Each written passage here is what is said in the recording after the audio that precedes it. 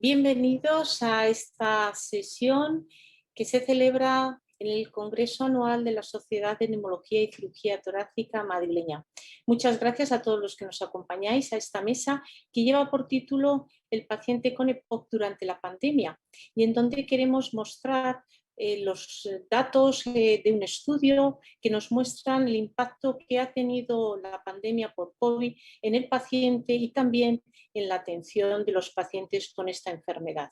Una enfermedad que sabemos es muy frecuente y mantiene una prevalencia a lo largo de estos últimos 20 años de más de un 10% de los pacientes o sujetos mayores de 40 años tienen esta enfermedad.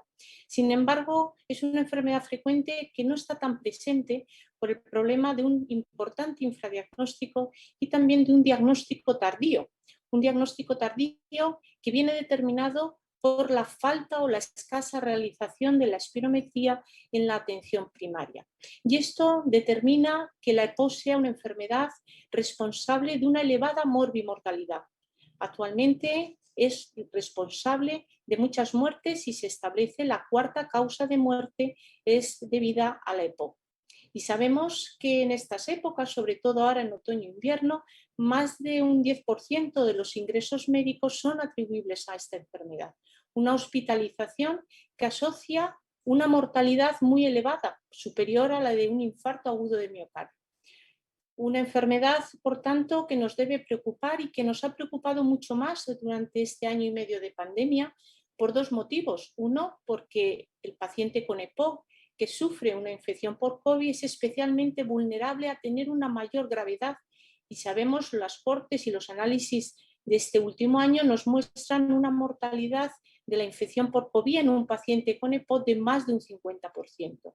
Pero no debemos olvidar que también durante este año y medio el paciente con EPOC ha sufrido el confinamiento, la deficiencia en muchos casos de la atención sanitaria adecuada para el seguimiento de esta enfermedad. De todo esto os queremos hablar y para ello Neumomadrid con la asociación APEPOC, la asociación de pacientes que se preocupó ya en el año pasado en analizar qué estaba pasando con el paciente con EPOC durante este año 2020, acometió con Neumomadrid un estudio observacional realizado en enero-febrero, que ahora os mostraremos, que nos muestra el efecto, el impacto que ha tenido este año y medio la COVID en el paciente con EPOC, pero que también nos muestra las áreas de deficiencia o áreas de mejora en el seguimiento en estos meses. Pues sin más, vamos a dar paso a una pequeña presentación de los resultados del estudio.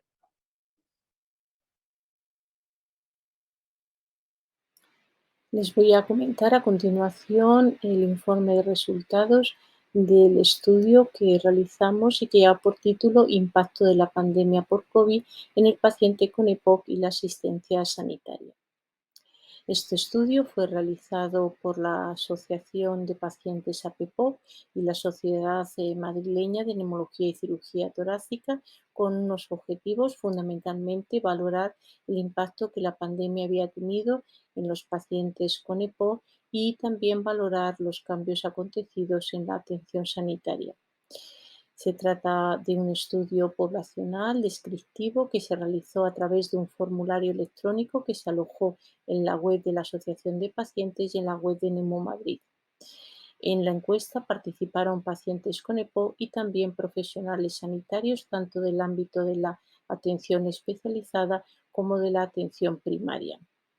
El periodo de análisis o de reclutamiento fueron 2 meses, desde el 15 de febrero del 2021 al 15 de abril del 2021. En cuanto a aspectos éticos, comentar que el proyecto fue evaluado por el CI del Hospital Clínico San Carlos y cumplió con todas las normativas de buenas prácticas clínicas. Bueno, a continuación paso a comentar algunos de los datos que hacen referencia a lo referido por pacientes en cuanto a su estado de salud. Quizá lo más destacable, porque han sido muchos los resultados que se han recogido, son los que les muestro en esta diapositiva, que hacen referencia a la percepción que los pacientes tienen sobre su enfermedad y el empeoramiento de esta enfermedad durante estos meses de pandemia. Como ven ustedes, más de un 75% de los pacientes encuestados refieren tener un empeoramiento mucho o bastante de su enfermedad. También se les preguntaba por falta de aire, si había empeorado su falta de aire, y también hay que destacar que un porcentaje muy elevado, más de la mitad, casi el 70%, referían presentar una peor situación respiratoria de forma muy presente o bastante presente. En cuanto a su preocupación por su salud, también había aumentado, y ven ustedes que el 80% referían estar muy o bastante preocupados por su salud. Otro aspecto que se evaluó en este estudio de forma importante con diferentes preguntas y diferentes ítems es el impacto que la pandemia ha tenido en lo que podríamos llamar la esfera psicoemocional. Y ven ustedes que también había un alto porcentaje de pacientes que referían empeoramiento en su calidad de sueño, en sentirse inquieto y preocupado, sentirse deprimido, con tristeza, sin ganas de hacer nada, con sensación incluso de pánico y con un gran sentimiento de aislamiento social. Ven ustedes que los porcentajes en estos diferentes ítems eran muy altos, referidos por un porcentaje muy elevado, casi más del 80% de los sujetos que participaron en la encuesta. También aspectos que se recogieron desde el paciente eran los referidos a la atención sanitaria.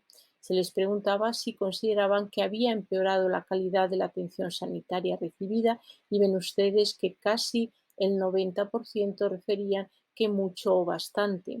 También se les preguntó por el acceso al ambulatorio, al hospital, si había empeorado, y ven ustedes que casi el 90% refiere haber un empeoramiento bastante o mucho.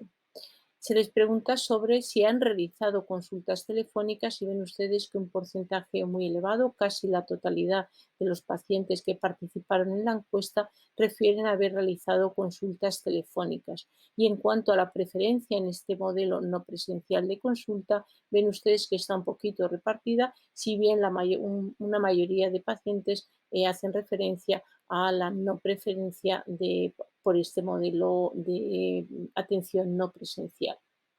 En cuanto al tratamiento, ven ustedes que había un porcentaje muy elevado que consideraba la farmacia de forma muy favorable como lugar de apoyo para ayudarle a su tratamiento y para resolver dudas. Sí que había un porcentaje de sujetos que habían referido mucho o bastante empeoramiento en el acceso a su tratamiento.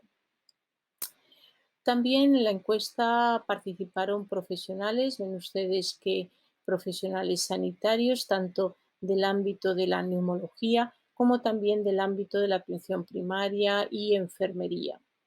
En los ítems que se preguntó a los profesionales sanitarios, uno de los ítems quizá más relevantes es si consideraban que sus pacientes con enfermedades respiratorias habían empeorado de la disnea y de las limitaciones en sus actividades. Ven ustedes que el 64% de los profesionales que participaron en esta encuesta refirieron que estaban muy de acuerdo con esta afirmación. También más del 73% de los profesionales referían bastante y muy de acuerdo con que la calidad de vida relacionada con la salud de sus pacientes hubiera empeorado, y también había un porcentaje muy elevado que referían que sus pacientes estaban más tristes, con un estado anímico mucho peor, sin ganas de hacer nada. Como ven ustedes, por tanto, los profesionales también teníamos el mismo sentir que lo que referían los pacientes, un empeoramiento de todo el estado psicoemocional, un empeoramiento de la clase funcional con más disnea y con mayores limitaciones en sus actividades, por tanto, un empeoramiento de la situación clínica de los pacientes con EPOC. En cuanto a la atención sanitaria, ven ustedes que también los profesionales tenemos una percepción que durante estos meses ha habido importantes deficiencias en la atención sanitaria, y a la afirmación la pandemia ha influido en la atención a los pacientes con enfermedades respiratorias crónicas. Ven ustedes que el 88% dicen estar muy de acuerdo, bastante de acuerdo con esta aseveración.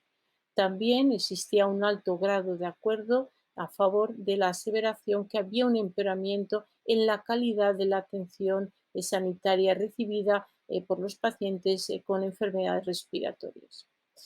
Ya aspectos más concretos, cuando se preguntaba sobre revisiones programadas y si durante los meses había perdido estas revisiones, ven ustedes que durante los meses de junio y agosto un porcentaje muy elevado, un 30%, dicen que se han perdido todas o la mayoría de las revisiones, pero fíjense ustedes que además un 43% ya refiere algunas. Por tanto, el porcentaje es muy elevado de profesionales que reconocen una importante pérdida de las revisiones en estos meses quizá más próximos a lo que fue la primera ola. En cuanto a los siguientes meses, septiembre y diciembre, ya hay una recuperación de las revisiones programadas, si bien es verdad que todavía hay un 30% de los profesionales que refieren perderse casi todas o la mayoría de las revisiones. En cuanto a la modalidad de la atención que actualmente realiza con mayor frecuencia, ven ustedes que existe un porcentaje muy elevado, un 43%, que refiere fundamentalmente revisiones o consultas telemáticas y un 28% modelos mixtos. En cuanto a la espirometría, la prueba de función pulmonar, que es imprescindible para el diagnóstico y también en muchos casos en el seguimiento de los pacientes con EPOC, a la pregunta o aseveración respecto a la solicitud de espirometría en la revisión de EPOC, dicen que efectivamente un gran porcentaje de encuestados refieren que han tenido una reducción considerable o que no la solicitan, hasta un 42%, y un 38% una reducción ligera. Por tanto, vemos un alto impacto en pérdida de estos test o de pruebas que son las más habituales a la hora de valorar el paciente, la situación clínica, incluso el diagnóstico de la enfermedad. En cuanto a la adhesión a los medicamentos durante la pandemia, consideran un porcentaje muy elevado, bastante, y estar muy de acuerdo con que pese a la pandemia mis pacientes han seguido cumpliendo el tratamiento prescrito. Se analizaron diferencias entre niveles asistenciales y ven ustedes quizá llamar la atención que es en el ámbito de la atención primaria donde hay una mayor pérdida de las revisiones realizadas, solamente un 35% de las revisiones eran referidas en atención primaria se realizaban frente a un 61% en la atención especializada. También el uso de la consulta telefónica es más frecuente en el ámbito de la atención primaria. La no realización de espirometría, fíjense ustedes, casi está posicionada en el ámbito de la atención primaria, de forma ya muy menor en la atención especializada. Hay un aspecto muy favorable a la farmacia como punto de apoyo para la adecuación y la ayuda al paciente, sobre todo en ambos ámbitos, pero muy favorable en la atención primaria. Y luego también se hace referencia a la mayor complejidad de esa consulta telemática por parte de atención primaria y también a la necesidad de quizá la consulta no presencial ser un modelo quizá deficitario para detectar diferentes necesidades. Bueno, estos son los resultados, algunos de los resultados que luego comentaremos en el debate que nos da este análisis del impacto que ha tenido la pandemia en el paciente con EPOC, en la atención sanitaria, que nos plantea una serie de recomendaciones. Recomendaciones, quizá la más importante en esa pérdida de revisiones, la importancia de retomar las revisiones, probablemente priorizando en estos primeros meses la atención de los pacientes que requieren un diagnóstico precoz o la de pacientes con una mayor fragilidad, donde el riesgo a complicaciones es mayor. También destacar la teleconsulta como un modelo, pero siempre modelo complementario que dé apoyo a la presencialidad, es decir, para no perder lo que se considera a veces imprescindible, la revisión presencial de estos pacientes. Importante retomar la realización de la espirometría, sobre todo en el ámbito de la atención primaria, donde destaca una pérdida prácticamente de la práctica de la espirometría, una herramienta que es imprescindible para el diagnóstico y también muy importante en ocasiones para el seguimiento. Importancia promover programas estructurados de rehabilitación comunitaria. Recordemos que los pacientes con EPOC prácticamente en una gran mayoría han perdido clase funcional por desacondicionamiento muscular, por aislamiento. Por tanto, se hace necesario poder ofrecer programas de actividad física, estructurados, sencillos, comunitarios. Por supuesto, la importancia de que nuestros pacientes estén preparados para un automanejo de la enfermedad. Debemos promover programas de autoayuda, de automanejo y, por supuesto, reforzar la atención de salud mental para nuestros pacientes, porque vemos que el impacto en la esfera psicosocial ha sido muy elevado. Muchas gracias.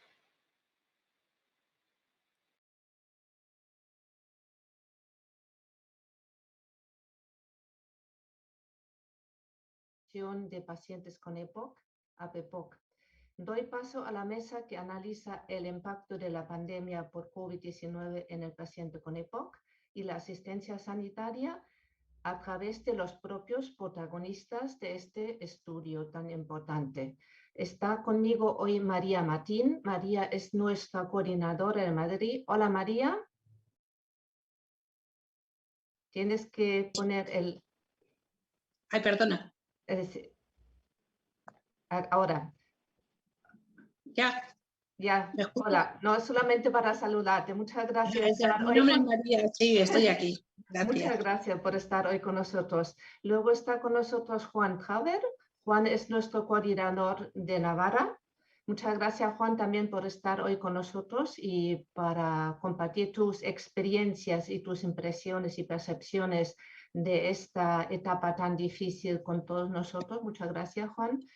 Es importante recalcar que APEPOC, la Asociación Nacional de Pacientes de EPOC, es una asociación nacional, por tanto, han participado no solamente lo que son los pacientes de Madrid en este estudio, sino toda España.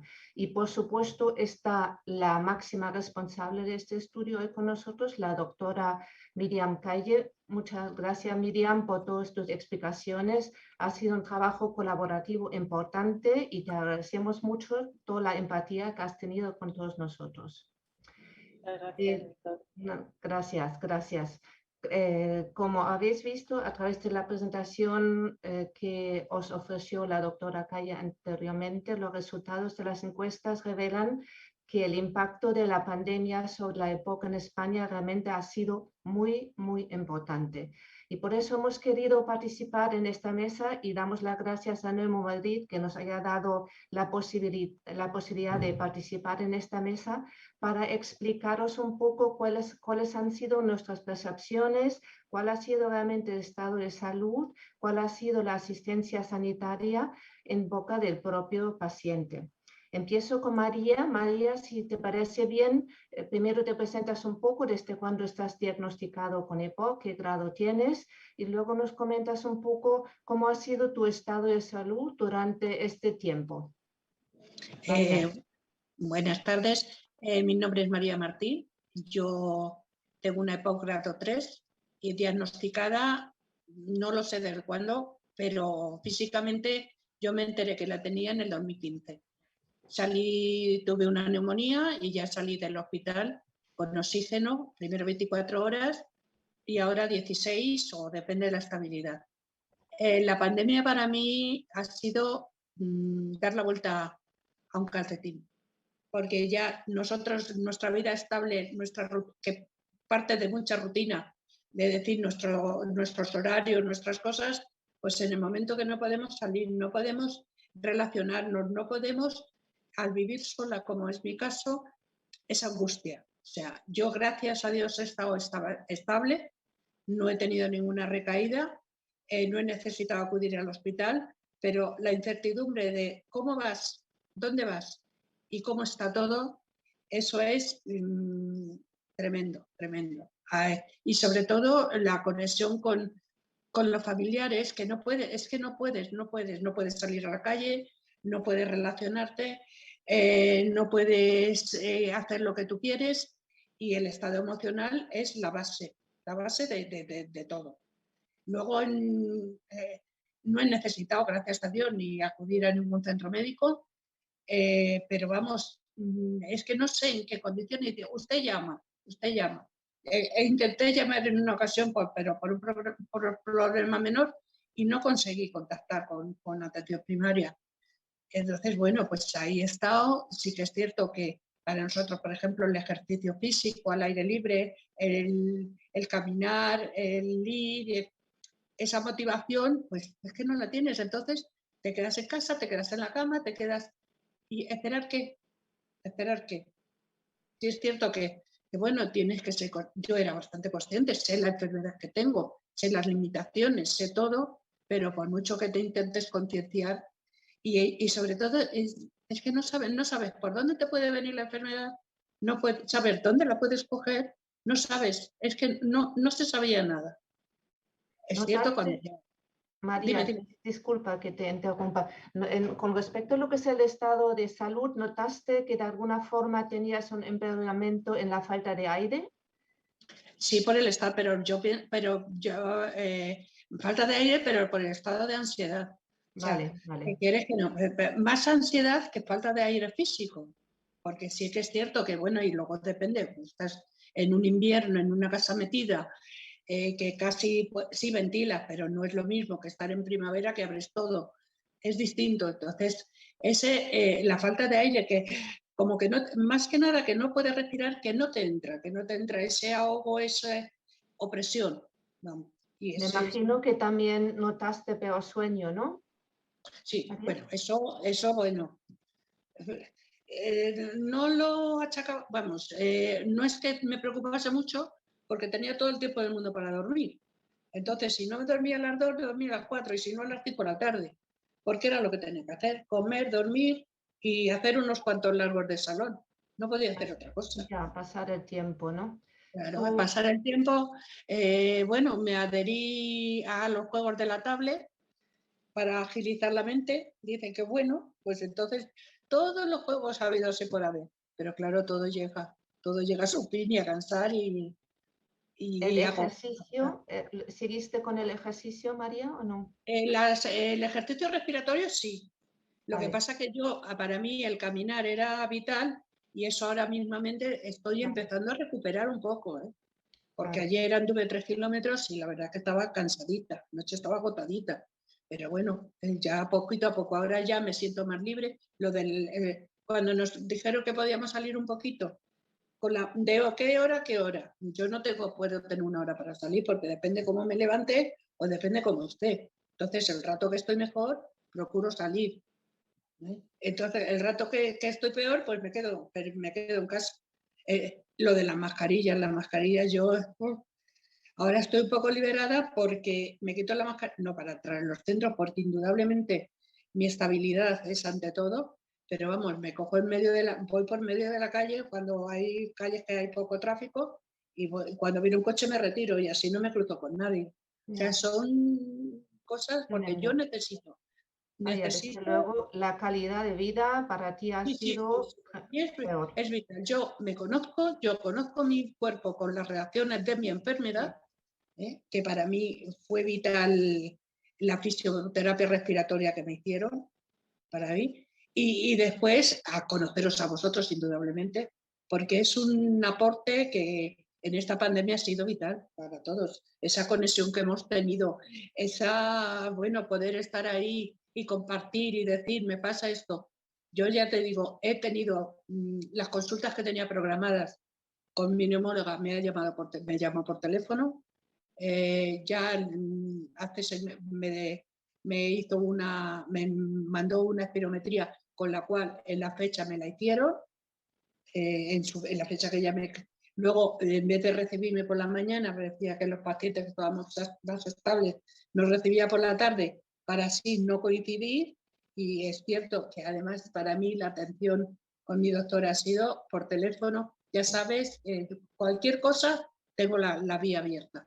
Gracias a Dios no lo he necesitado y que siga mucho tiempo así. Sigo mis revisiones, ahora están haciendo una revisión de pies a cabeza. Vale. Todo, para ver todo y ponernos al día. Gracias, Bien, María. bien. Quiero animar al público también que, por favor, si tenéis preguntas, tenéis el chat para dejar vuestras preguntas, porque aquí estamos para contestaros cualquier inquietud que podéis tener.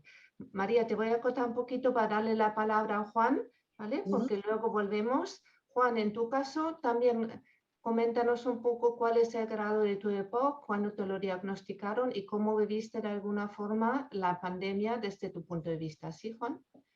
Bueno, mi grado de EPOC es un EPOC leve.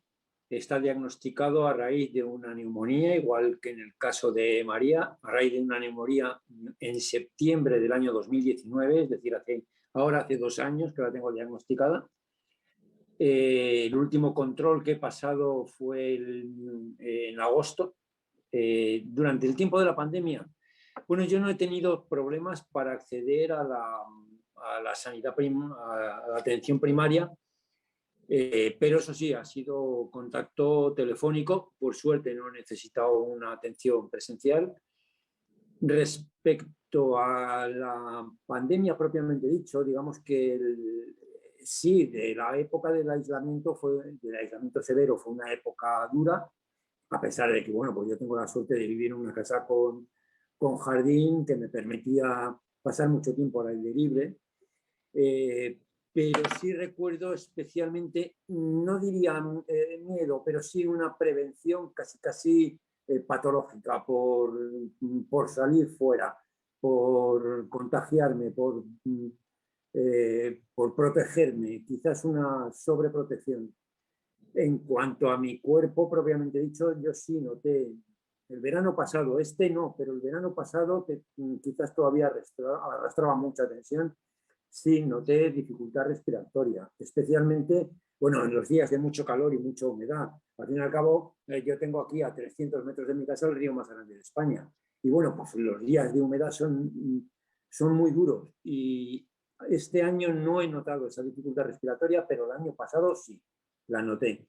No llegué a utilizar ningún tipo de broncodilatador porque, bueno, pues hoy por hoy no lo necesito, tampoco necesito el oxígeno, por suerte, como sí que lo necesita María. Entonces, en ese aspecto soy un privilegiado. Y aún así, la enfermedad me afectó durante la época de la pandemia. Sí. Sobre todo anímico, entiendo, ¿no, Juan? Anímico, sí. Físicamente solo lo que te comentaba antes de esas fases de dificultad respiratoria más agudizada, que este año no lo he notado y el año pasado sí. Por eso me hace pensar, bueno, también una componente psicosomática clara, y que también la noto en el hecho de que yo el año pasado tenía un nivel de irritabilidad muy alto y este año no lo tengo tanto. Entonces, bueno, pues eso también te afecta. Y esa irritabilidad tiene mucho que ver con la pandemia, el aislamiento, la presión, etcétera. Un grado muy alto de sobreinformación, también hay que reconocerlo, etcétera. Sí, la pandemia ha sido dura. Ha sido dura para los enfermos de EPOC por ese miedo, si quieres decirlo así, o exceso de prevención. Y, por supuesto, por el sentirte un poco desamparado. Yo me he sentido desamparado no por la asistencia primaria, pero sí por la asistencia hospitalaria. Lo disculpo también porque es que, bueno, pues mi médico, el que lleva mi caso en el hospital, pues pasó un COVID y muy duro. Y entonces, pues bueno, cuando por fin me encontré con él, me di cuenta de lo extremadamente desmejorado que estaba. Por lo tanto, es disculpable. Los médicos también son personas, también se contagian, también son los primeros.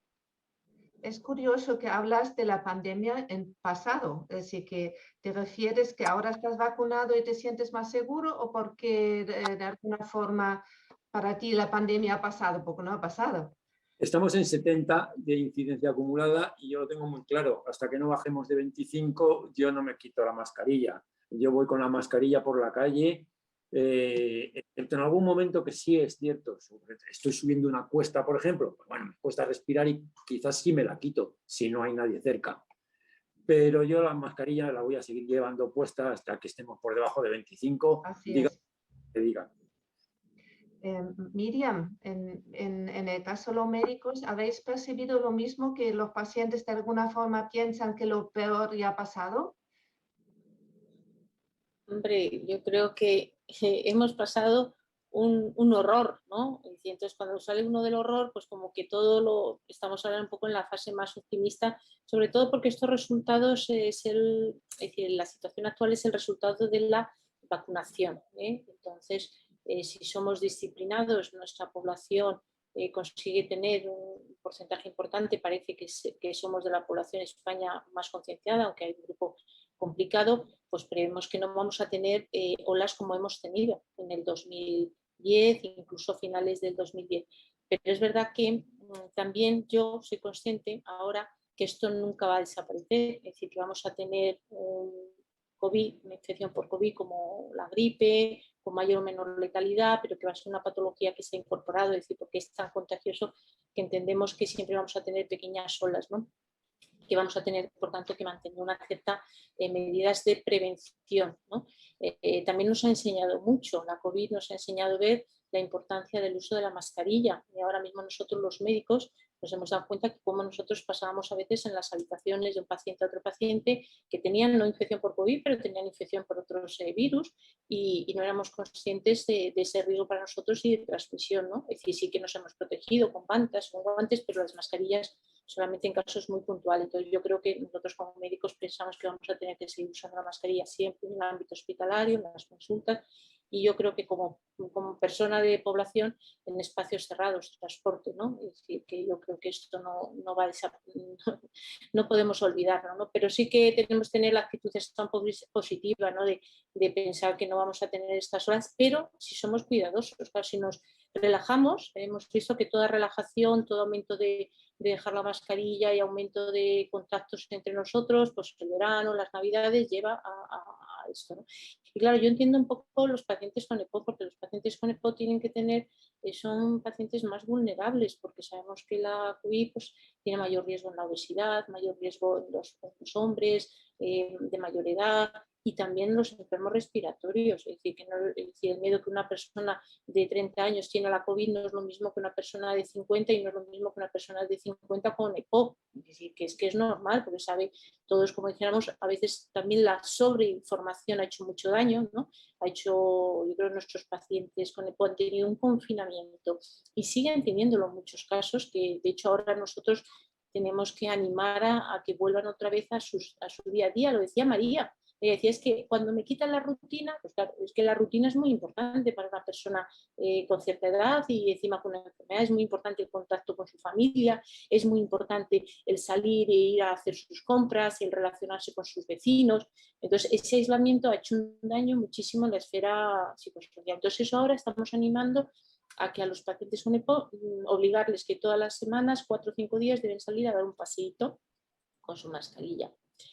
Y luego pues el problema que hemos tenido es de los meses peores que es que no había recursos para atender todo y entonces la atención de los pacientes respiratorios crónicos se paró y se atendió lo urgente, ¿no? Y entonces eso ha hecho que si tú tienes, yo entiendo, me pongo como un paciente POC, estoy en mi casa, me encuentro bien, pero oigo en la tele y esto, no sé qué, y no sé, entonces cualquier síntoma que tenga lo sobredimensiono y digo, si me pongo malo, ¿y encima qué hago? Si me pongo malo voy a ir al hospital donde eso está con altísimo riesgo. Entonces, claro, el miedo a ponerse malo, cualquier síntoma, la alarma y saber que además va a obligarte a ir a un médico, no porque no tengas acceso al médico, sino porque te vas a tener que ir al circuito que sabemos que es el de urgente, donde está toda la patología COVID. Pues eso genera un terror y también muchos pacientes que han estado malos y lo han pasado en su casa. No porque no haya habido atención, sino porque ellos no han querido buscar esa atención urgente, porque no tenían el contacto con el médico para solventar esa duda que te hace quedar en tu casa con mayor tranquilidad, ¿no?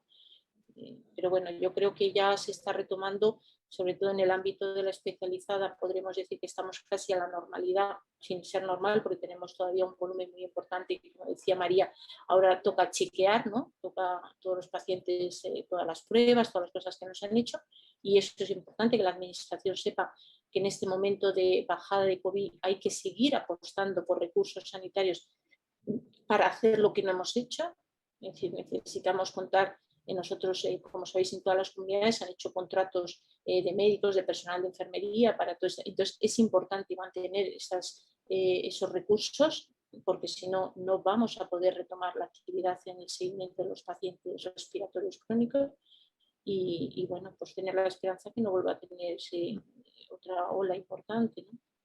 Una cosa que tengo que insistir, lo siento Miriam, nuestro perfil de pacientes está cambiando mucho, ¿no? De hecho, en esta encuesta se ha visto que la media de edad estaba en 62 años. Nosotros tenemos pacientes que tienen 35 años y que han sido diagnosticados con 32 años. La EPOC ya no es el fumador empedernido muy mayor, sino la EPOC realmente se está rejuveneciendo y cada vez también tenemos más mujeres. Eso simplemente lo tengo que decir porque es importante que los médicos también sean conscientes que no automáticamente una persona mayor, porque sea una persona mayor tiene EPOC, sino que hay mucha gente joven que se están incorporando y muchos no saben que tiene EPOC, porque sabemos que tenemos un infradiagnóstico del 74,7% y eso es muy grave. Para volver un poco a lo que se tema la asistencia sanitaria, ya lo comentaron María y Juan. María dijo que se sintió muy bien atendida por parte de su neumóloga. María, bueno, como es bueno, lo puedo decir, María está tratada en La Princesa y está muy contenta y ha tenido un cierto seguimiento. Eso no es lo normal, desgraciadamente, lo hemos visto en el estudio. De alguna forma también los propios profesionales también lo han reconocido.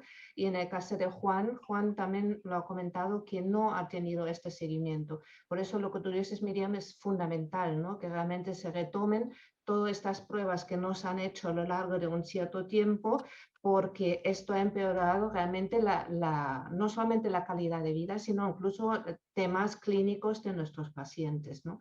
Y en esto tenemos que trabajar importante y seguro, Miriam, tú me verás la razón, la atención primaria, porque nos consta que durante todo este tiempo apenas se ha hecho espirometría en atención primaria. Hemos hablado con muchos médicos de atención primaria y directamente han dicho que no lo hacemos. Yo no sé cómo vosotros como neumólogos lo habéis percibido. Sí, sí, esto es un problema para nosotros muy importante porque toda esa necesidad que se hace en la atención primaria de la espirometría básicamente es en el diagnóstico. Entonces, claro, si antes hablabas que hay un importante infradiagnóstico y uno de los motivos es porque no hay tanta accesibilidad en los niveles de atención primaria a realizar una espirometría, o bueno, sabemos que a veces el paciente pues no da importancia a los síntomas, no acude, y luego cuando acude pues el médico tampoco considera a veces que ese paciente puede ser un EPOC aunque sea un paciente más joven y no se pide la espirometría, o hay dificultades para hacerla, es decir, como son muchos factores que se van sumando, hace que esta enfermedad se diagnostique en fases muy tardías, y esto es el responsable fundamental de por qué la EPOC es la cuarta causa de muerte y por qué es responsable de un 10% de ingresos. ¿Por qué? Pues porque diagnosticamos tarde y diagnosticamos en el contexto de una complicación. Lo han comentado tanto María como José, nos han diagnosticado cuando hemos tenido una complicación, una neumonía que ha puesto de manifiesto que han tenido un contacto, se les ha valorado, pero probablemente tanto María como José han ido a sus médicos de atención primaria y en alguna revisión pues por otras enfermedades, como se hace en la hipertensión o la diabetes, sin embargo la EPOC como que no se valora en la atención primaria esa posibilidad, ¿no? Entonces se diagnostica tarde. Entonces ese diagnóstico tardío es lo que lleva a las consecuencias de que sea una enfermedad que impacte tanto en mortalidad, ¿no? Y que prive, porque si a María o a otro sujeto, otro paciente los diagnostican antes, las actuaciones que podemos hacer son de forma más precoz, por tanto evitamos la progresión de la enfermedad y por tanto ganamos calidad de vida y esperanza de vida y evitamos complicaciones. Entonces es un problema, y ahora esto, la pandemia nos ha empeorado mucho más la situación de la enfermedad en la atención primaria.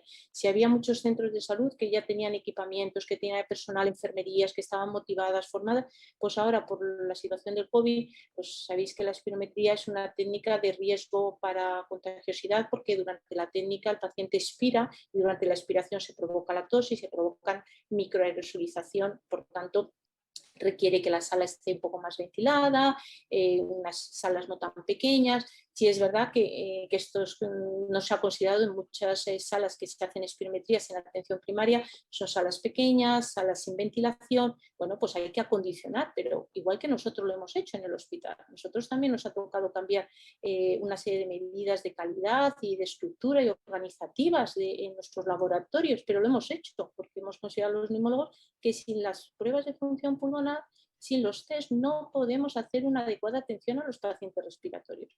Y en atención primaria debe moverse en esta línea, tanto los médicos como la enfermería, llamar la atención a sus sugerencias de que hay que retomar la espirometría en atención primaria, ¿no? Entonces esto tiene una repercusión ahora importantísima, es que tenemos una enorme afluencia de solicitud de valoraciones de pacientes de atención primaria simplemente porque ellos no pueden hacer el diagnóstico de la EPOC, Claro. del asma, de muchas Claro. enfermedades. Y claro, esto desde luego es un gran problema que ha surgido especialmente, bueno, aún más durante lo que es el tema de la pandemia, ¿no? Porque antes ya era muy acusado, pero ahora todavía más. Hay mucha gente que hablan de la necesidad de un cambio del modelo asistencial actual. Me gustaría preguntar a María, María, ¿tú cómo estás viendo el futuro, teniendo en cuenta que tenemos que convivir con la pandemia? Así que, ¿consideras que la famosa telemedicina es una buena solución? ¿Prefieres las visitas presenciales o cómo, por dónde ves tú el futuro? Yo pienso que en un paciente que está estable, que en la atención telefónica, como es mi caso, conociendo a la persona que estás, conociéndose mutuamente. A mí que me llama un doctor que no conozco, pues no le voy a contar mi vida. O por lo menos ya no me va a dar más reparo. Pero con una persona que es mi doctora, que me conoce mis agudizaciones, lo que llevo, lo que no llevo, y que tenemos esa confianza para decirle a la doctora, ¿cómo estás? Estoy mejor, estoy bien, estoy no sé qué. Ya sabes, cualquier cosita, ¿necesitas venir? ¿No necesitas venir? Yo no tengo ningún problema. Eso sí. Pero claro, por ejemplo, en la atención primaria, que yo desde que tengo la EPOC creo que llevo 10 médicos distintos. Yo empezó la pandemia con una que además súper bien, que había pasado 2 consultas con ella nada más, y resulta que acabó la pandemia y se jubiló. Me la encontré y me dijo, me he jubilado. Y luego a conocer otra nueva. Vas, le cuentas otra vez tu vida. Es que es contar la vida continuamente, continuamente. Y yo he tenido muy malas experiencias a nivel de recaídas y agudizaciones, porque nosotros, los que no estamos enfermos y nos conocemos y conocemos nuestros síntomas y nuestro cuerpo, no esperamos a que tengas que ir al hospital. Yo primero voy a mi atención primaria y te dicen, es que estás bien. Bueno, pues nada, al día siguiente, ¿qué pasa? Estás... O sea, lo que hoy toso por aquí, al día siguiente ya se acabó. Y bueno, y como no te conocen, no saben todo, porque yo no voy yo no soy de ir al médico, lo evito, pero si voy al médico es porque estoy mal. Sí. Entonces, normalmente casi siempre voy, salvo que tenga algún chequeo de urgencias, porque si voy, porque no, voy cuando lo necesito realmente. Entonces, a no ser que lleve un seguimiento, gracias a Dios, salvo otras patologías, de momento no tengo, que me están haciendo ni tensión, ni azúcar, ni nada que esto, por las últimas analíticas, y entonces, bueno, pues estoy ahí.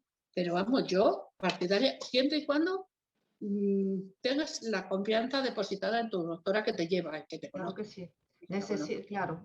Por lo tanto, tú estás apostando por un mix de alguna forma, presencial, Sí, pero sí, al mismo sí. sí, Vale. claro. Siempre en cuanto que tengas tu médico de confianza y que te Exacto. conozca, ¿no? Es decir, Sí. que O sea, exista esta línea de... Sí, perdón. es que ahora mismo yo voy a mi médico de confianza en esta cuestión de mi neumóloga y ya tengo la confianza de consultarla por si va adherido a lo que tengo. O sea, decir, mira, me siento esto así, me siento de otro lado. Dice, bueno, vamos a hacer esta prueba y luego ya vemos con resultados, con los resultados. Y a mí eso me da una garantía, una confianza que normalmente que no es como que te dice, hola, no. Pero claro, yo llevo ya años con ella y ha sido unos seguimientos y ha sido una empatía o no sé, o porque yo le he cogido cariño o porque para mí me es muy empática y cuando he tenido que ir de urgencia, todas en general, pero claro, luego ya la urgencia la pasas, pero luego ya vas a ella otra vez y decir, mira, me ha pasado esto, cuando te ingresan o cuando vas a urgencias, pero la que te lleva es ella luego, pues vamos, ha sido una dedicación y unas atenciones para mí muy, muy buenas. Muy bueno. Tu médica, tu neumóloga no tiene ningún contacto con la atención primaria, ¿no? No lo hemos planteado, pero vamos, yo es que ya te digo que es que son 10. Tenía mi gran contacto que cuando una de las agudizaciones, que además se conocían, y me dije, tienes una doctora excelente, pero claro, la pobre sacó su plaza y se me fue a Móstoles. Entonces ya, pues si hubiese estado en Madrid, llámame. La estuve buscando por todos los sitios.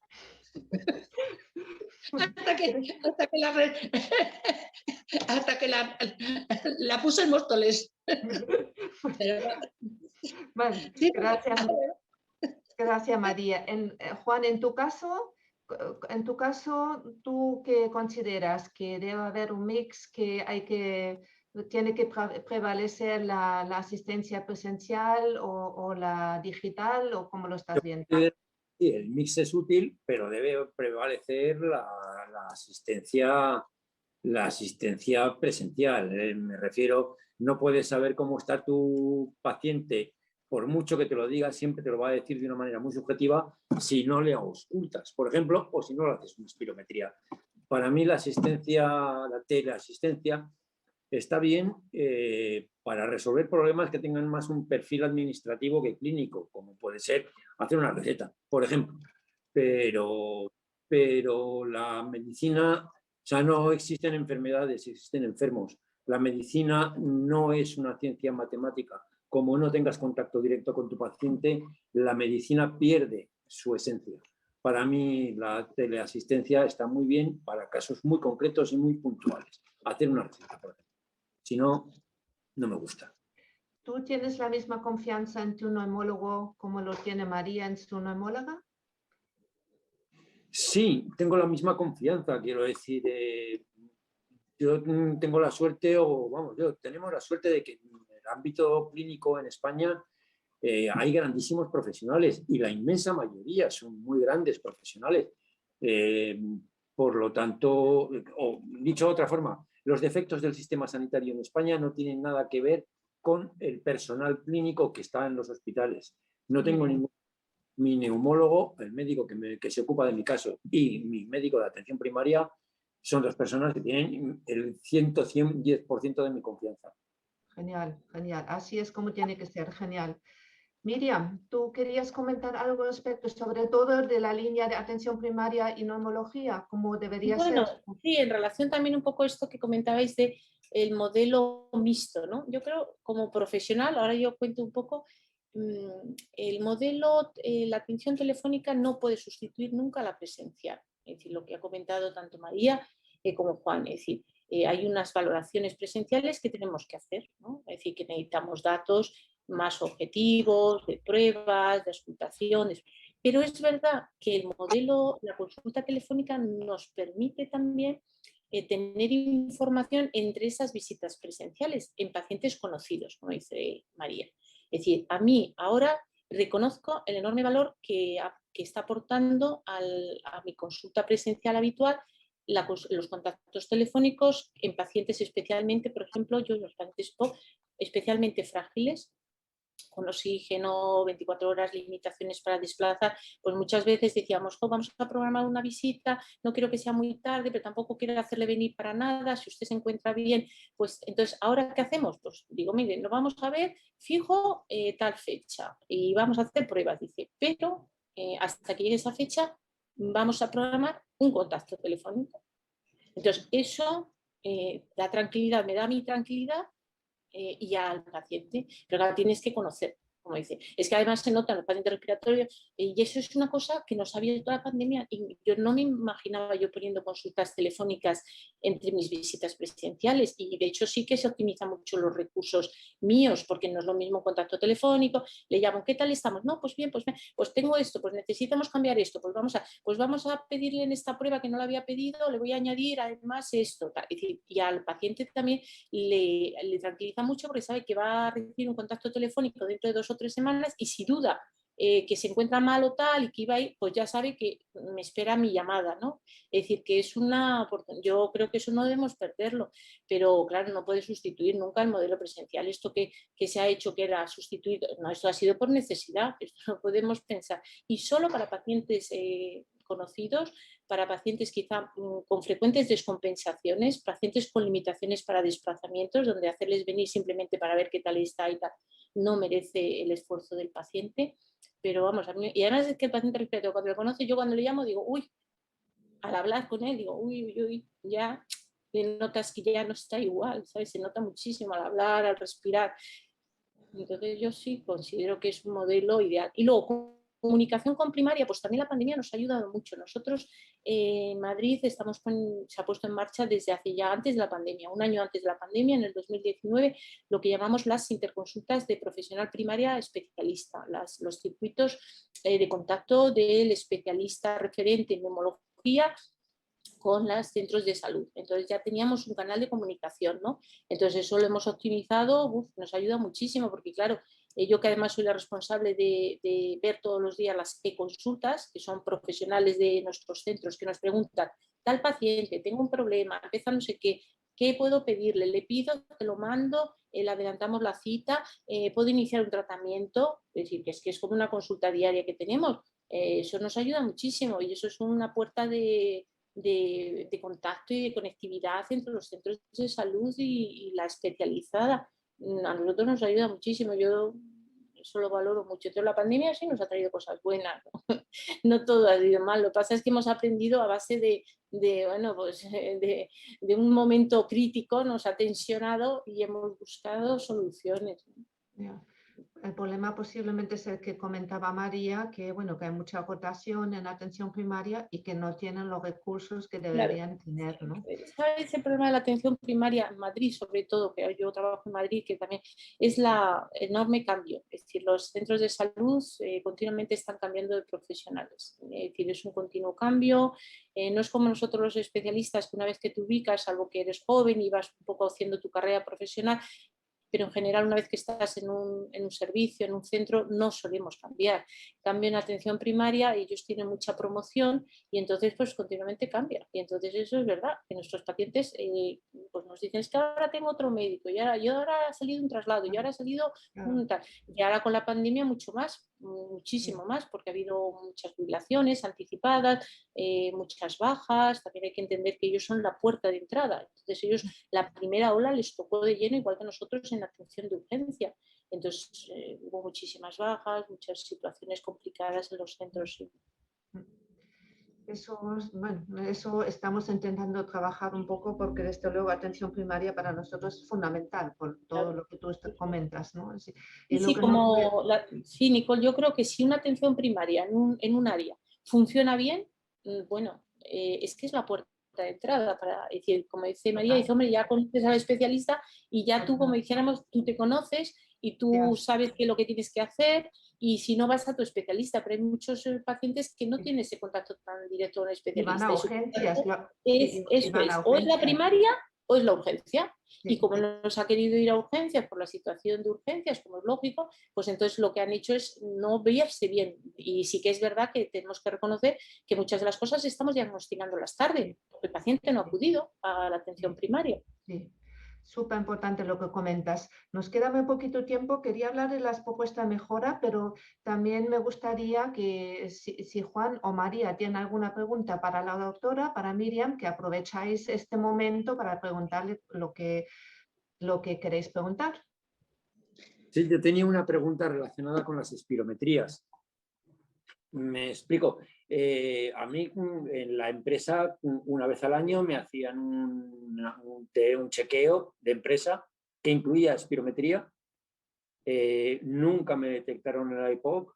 Es más, 4 meses después de que se me hubiera diagnosticado la EPOC a través de un TAC, me hicieron una espirometría en la empresa y tampoco detectaron que yo tuviera ningún tipo de enfermedad. ¿Qué tiene ¿Qué requerimientos tiene el sanitario que hace la espirometría para poder distinguir que hay un perfil patológico? Bueno, hombre, un poco lo que nosotros, no sé en caso tuyo específico, porque es verdad que hay pacientes con EPOC que tienen un EPOC y tienen poca expresión de alteraciones funcionales en la espirometría. Sabéis que la EPOC es una enfermedad muy heterogénea, hay pacientes que tienen EPOC y la afectación en vía aérea, que es lo que se ve en la espirometría, es menor, y hay una mayor afectación en tejido pulmonar por el enfisema, y que eso no se ve en la espirometría, y podemos tener un paciente con EPOC, enfisema por TAC y una espirometría normal, ¿no? Entonces, eso tenemos también que ver un poco el caso, pero es verdad que la espirometría requiere es una prueba sencilla, pero en manos de las personas que saben hacerla. Es decir, no vale cualquier persona hacer una espirometría. Esas espirometrías no aportan ningún valor. Se hacen mal y no aportan nada. No diagnosticamos, a veces incluso nos lo comentan los médicos de atención primaria, que a veces las espirometrías cuando se inician en los centros de salud son de tan mala calidad que no solamente ayudan, sino que desayudan. Es decir, les generan muchas más dudas, aparecen alteraciones que no saben qué justificar. Entonces sí que con frecuencia las espirometrías que se hacen en el ámbito de los reconocimientos de salud laborales son muy deficitarios. Y entonces no es la primera vez que los médicos de primaria nos remiten pacientes que por una espirometría que se ha hecho en control laboral aparece muy alterada y que no se justifica y la hacemos y es normal, o al revés, ¿no? Pero bueno, eso no tiene por qué. Puede ser también que su enfermedad tenga expresión en tejido pulmonar y se vea en el TAC y tenga una espirometría normal. Una espirometría normal. Es decir, la espirometría es una gran herramienta de diagnóstico precoz para enfermos que tienen más afectación de... No, es una herramienta, es válida en manos expertas. Quiere decir que una espirometría te permite el diagnóstico de la EPO, pero como todo en la medicina es un arte, es decir, cuando tú tienes una espirometría que es normal, pero tienes una sospecha clínica fundamentada en otras pruebas, que puede ser la radiología, a lo mejor necesitas otras pruebas más. Es decir, no debes decir, no tiene una EPO, no, tienes que valorar a lo mejor alguna cosa. Es decir, como todo en la medicina, lo que más vale es la clínica. Y las pruebas te ayudan a diagnosticar, pero a veces las pruebas son normales y tienes que seguir excavando y mirando. Vale, vale. Y una muy buena pregunta, Juan. Entonces, desde la asociación, ¿qué deberíamos hacer, Miriam? ¿Pedir cursos de formación de espirometría para enfermería? Claro, vamos a ver, pero el problema de esto es que ya se ha trabajado mucho en formación, se ha trabajado mucho en equipamiento y lo que hemos visto es que el por qué no hemos avanzado en la atención primaria, que tengamos una espirometría, no es por equipamiento y por formación, sino porque a nivel organizativo no podemos formar a todas las enfermeras del centro de salud, cuando además hemos comentado que uno de los problemas que hay en los centros de salud es el cambio de personal. Que tú formas una enfermera y al cabo de un año esa enfermera ya no está. Y formas otra enfermera. Entonces, ¿cómo nosotros trabajamos en los servicios de neumología? Pues que no todas las enfermeras saben de hacer de todo, que tenemos que establecer una formación a 2, 3, 4 enfermeras que son las dedicadas al laboratorio de función pulmonar. Y esas enfermeras deben tener cierta continuidad. No puede ser que dentro de un año tengamos que formar a otra y otra y otra y otra. Entonces, no es un problema solo de formación, sino más organizativo, de decidir en los centros qué personal de enfermería debe hacer espirometrías, que no pueden ser todos, que sean 2 o 3 y que sean fijas, que no haya tanta temporalidad. La espirometría no es un electro ni es un análisis, es una prueba que requiere un aprendizaje. Gracias, gracias, Miriam. María, ¿tu pregunta para Miriam? Yo quería preguntarle, puesto que todos los enfermos de POC o de insuficiencia respiratoria necesitamos más aporte para mantener musculatura y mantener la alimentación adecuada. Sería conveniente, porque yo jamás en atención primaria me han comentado nada de ello, sino que nos hiciesen un seguimiento más o menos dietético o disciplinario en base a nuestra enfermedad y al aporte que necesitamos. Sí, pues vamos a ver, eso es un aspecto de mejora importantísimo que va ligado un poco con lo que hemos dicho. Es decir, en la atención primaria se han organizado muy bien modelos de seguimiento en paciente de riesgo cardiovascular, el enfermo diabético, y las enfermeras tienen una serie de consultas específicas de educación a la diabetes, por parte de enfermería. Sin embargo, el enfermo respiratorio adolece de ese, como dice usted, pues un poco de cuidados en la nutrición, de cuidados en la educación del uso de la técnica inhalada, de cómo debemos utilizar el dispositivo, de poder reconocer cuando yo estoy empeorando y cuando tengo que acudir al médico. Todo eso es una labor de enfermería en el seguimiento de la atención primaria, pero sin embargo todavía, aunque está en el papel, en la realidad nos consta que las enfermeras en atención primaria están volcadas al seguimiento del paciente de riesgo cardiovascular, hipertensión, diabetes, cardiológico, y sin embargo el enfermo respiratorio como que no le diría yo que no les gusta, pero como que no se sienten cómodos, probablemente por una falta de conocimiento. Yo creo muchas veces que lo digo es que cuando tú no conoces algo te sientes incómoda y eso no se desarrolla, ¿no? Entonces sí que adolecemos de ese apoyo, como dice usted, de que usted le dijera, no, oiga, pues tiene que hacer estos ejercicios y además tiene usted que cuidarse. Nosotros ahora, por ejemplo, con la pandemia, hemos hecho una cosa muy importante y hemos intentado educar a nuestros pacientes porque sabemos que cuanto más educados estén, cuanto más conocimiento tengan en la autogestión de su enfermedad, más seguros se van a encontrar cuando no tengan el acceso a la primaria o el acceso a nosotros. Entonces ahora hemos hecho pues muchísimo material formativo y yo parte de mis consultas las dedico pues un día a ejercicios, a tablas, otro día a nutrición, tal, pero eso es una labor de atención primaria. Nosotros yo creo que no podemos dedicar. Y sí, eso es otro talón de Aquiles.